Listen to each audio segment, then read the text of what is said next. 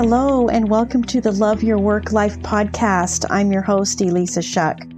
Whether you're going for that next promotion, looking for a job, or making a career pivot, I'll teach you how to navigate it all so you can have the career you want.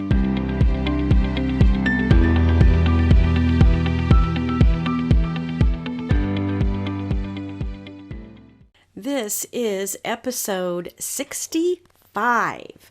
How do you stay up for a job search or maybe even a career? Because, when you're doing it, you're kind of always on, right? There's that feeling that you've got to be your best, do your best, say all the right things. And I suppose there's some truth to that. But finding what you need, getting there so that you can show up as your best, sometimes just feels hard, right? It feels like it's just going to take sheer willpower. And willpower comes and goes, right? There's days you feel like it. There's days you don't. I posted a quote from Chuck, the artist, that said, amateurs wait for inspiration, professionals show up and get to work. And I do believe there's some truth to that. If you're waiting for inspiration to apply for that job, then you might be waiting a while. So I want to talk to you about how you can find what you need so that you can show up anytime and do your best anytime you want to. It'll be like turning on a faucet, because you're going to know exactly what to do, and not only what to do, but what is specific for you. Because what motivates you may not motivate somebody else. And so that's why when you read all the tips on LinkedIn, it all feels so conflicting, because what works for one person may not work for you. And that's okay, because I'm going to teach you today how to find the thing that will work for you and work for you every single time. And what I want to suggest to you is that it's this interesting combination of grit, grace, and flow. Let's start with grit. Angela Duckworth is probably the most renowned person when it comes to this idea of grit. When she first started studying, she was studying people at West Point. And her study involved taking a closer look at their training program known as Beast Barracks. And here's what she had to say. This is a quote at the beginning of her book.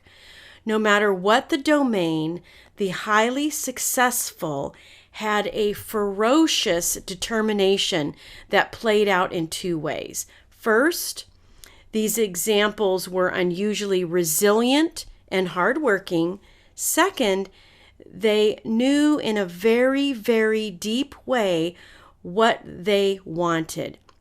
They not only had determination, they had direction. She came to call this grit, this combination of passion and perseverance. And I can see how that can play into a job search, for sure. Let's talk about flow, because flow sounds like the opposite of grit, just in my head. I don't know how it feels to you, but here is how flow is defined. I think I found this on a psychology website or something, but Stephen Kotler is actually a great source for information on flow. I've been following him for a long time. But flow is being fully immersed in a feeling of energized, focused, full involvement and enjoyment in the process of the activity. It doesn't really sound a lot like grit. It sounds very different. And that's where I think grace comes into play. And the definition I'm using of grace comes from the Oxford Dictionary, and it is defined as simple, elegance or refinement of movement, an effortlessness of movement. Wouldn't it be so cool if your job search felt effortless? Wouldn't it be so cool if you had the determination and the direction and the immersion into a job search to the point that it was actually enjoyable? Flow is also described as being entirely in the present, so that you can be more creative and productive, happy, and able to handle the challenges in front of you. Man, that sounds like a job search to me, because a job search has a way of uncovering all kinds of vulnerabilities. Some of the stuff that you thought you had handled long ago, imposter syndrome, a low self-esteem, things that just you seem to have managed, somehow rise to the surface again in a job search, or when you're dealing with a toxic work environment, suddenly all that stuff that you thought was good to go is right in your face again. That's why this combo of grit, flow, and grace can help you in your job search. So let's dive in a little bit deeper to this. How do you make this work for you? How do you put grit, flow, and grace into play? Listen to the questions asked in a flow study. Participants were asked to rank themselves on these statements. Strongly disagree, all the way up to strongly agree. Here are the statements. I was challenged, but I believe my skills would allow me to meet the challenge. It was no effort to keep my mind on what was happening. I felt competent enough to meet the high demands of the situation. The challenge and my skills were at an equally high level. These are elements of flow state that what I find super duper interesting is that you could actually choose any or all of these statements in advance. Because here's the deal. The secret to everything is in your brain. The secret to grit, the secret to flow, the secret to grace, that effortlessness, that simplicity. It's all in your brain, because everything that's been created, whether that's a new product, a new service, a new role, it all started in someone's mind as a thought. And I bet you, if you start to get some awareness around your thoughts and you look back at your career, because this is helpful, because our brains are always wanting to look back for evidence in the past that the future is possible. The problem is most of the time the evidence that we find is not helpful. It's the time you did get fired. Oh my gosh, what if I get fired again? Oh my gosh, what if I get laid off again? What I want to challenge you to do is to pick new sentences, to pick thoughts that create grit, that perseverance and passion, that determination and direction. Pick thoughts that create flow states, like feeling competent enough to handle the high demands of the situation. And pick thoughts like this is going to be easy and simple. That's grace, right? That effortlessness, that ease. That's the challenge here. And it all starts in your own brain, just like everything starts in your own brain. One of the things that has inspired me over and over again, and even to talk about it in today's podcast, is my coach, Brooke Castillo, and her podcast, The Life Coach School, episode number 157. I think it's called Create New Thoughts or something like that. Go look it up.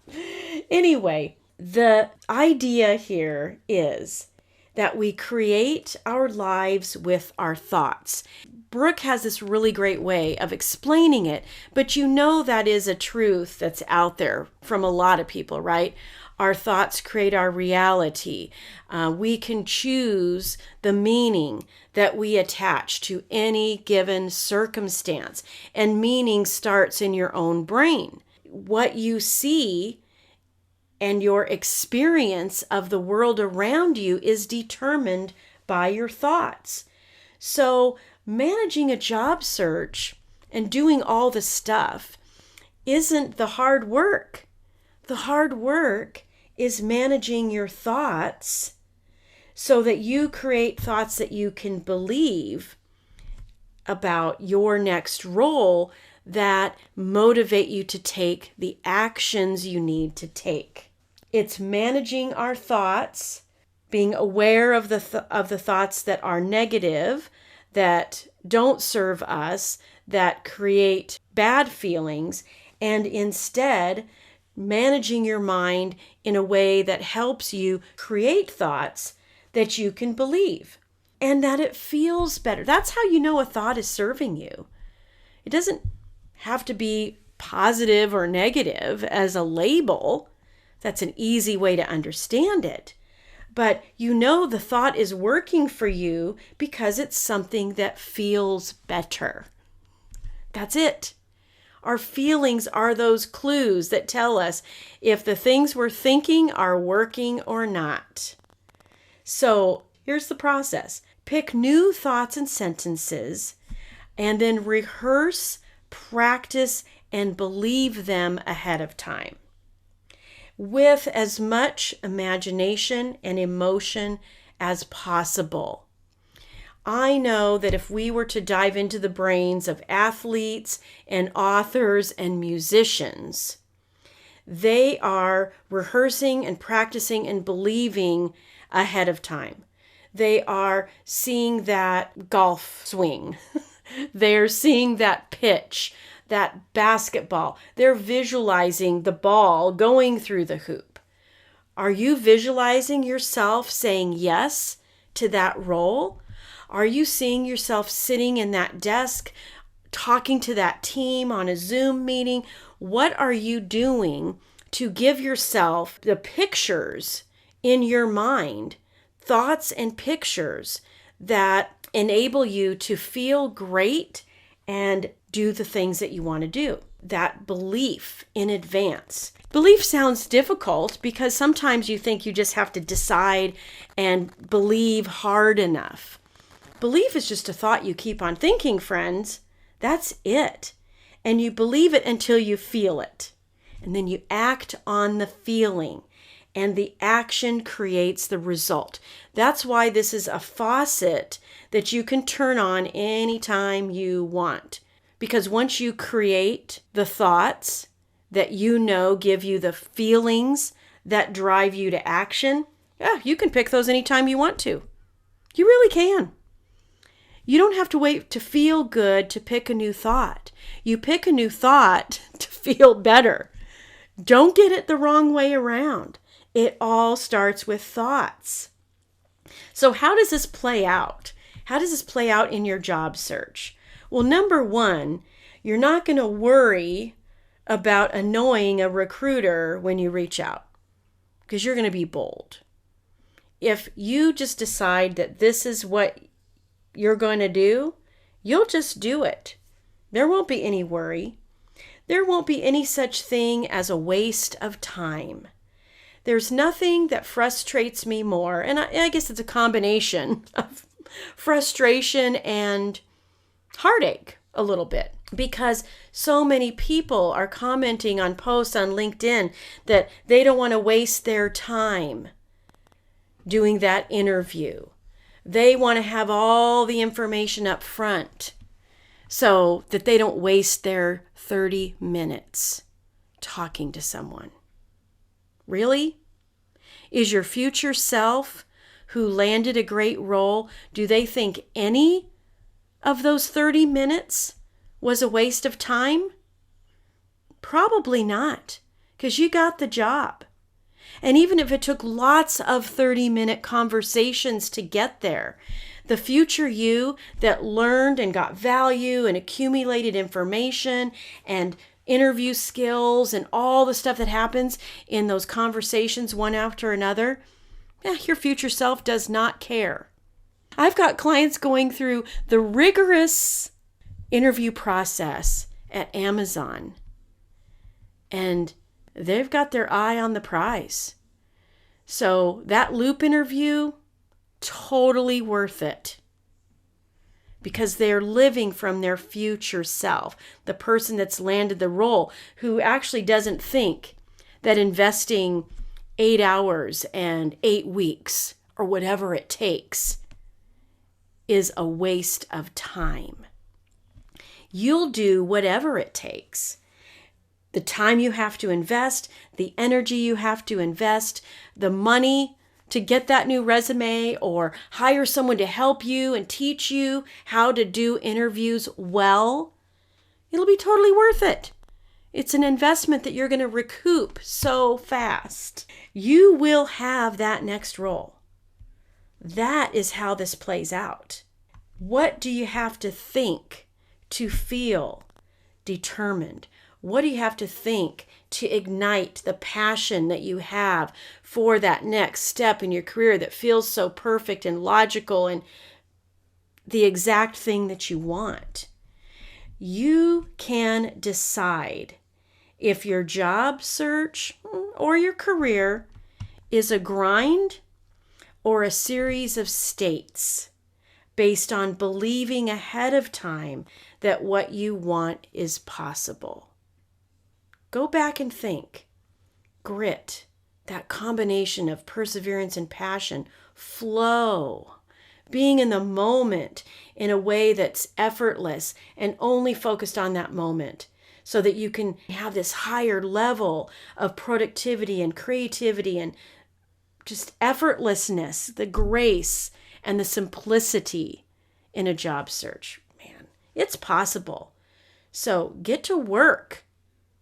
But work on your brain, because that's what's going to be the thing that will create the result that you're looking for.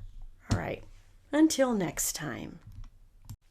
If you like listening to this podcast, and you are going to love my program, Job Search Field Guide. This is a unique opportunity. I offer group coaching alongside a 5-step process to help you land a job quickly. So I hope you will join me in Job Search Field Guide. This is going to be revolutionary to your career journey and your job search, and you get lifetime access. So find it at elissashuck-careercoach.com, and I will see you there.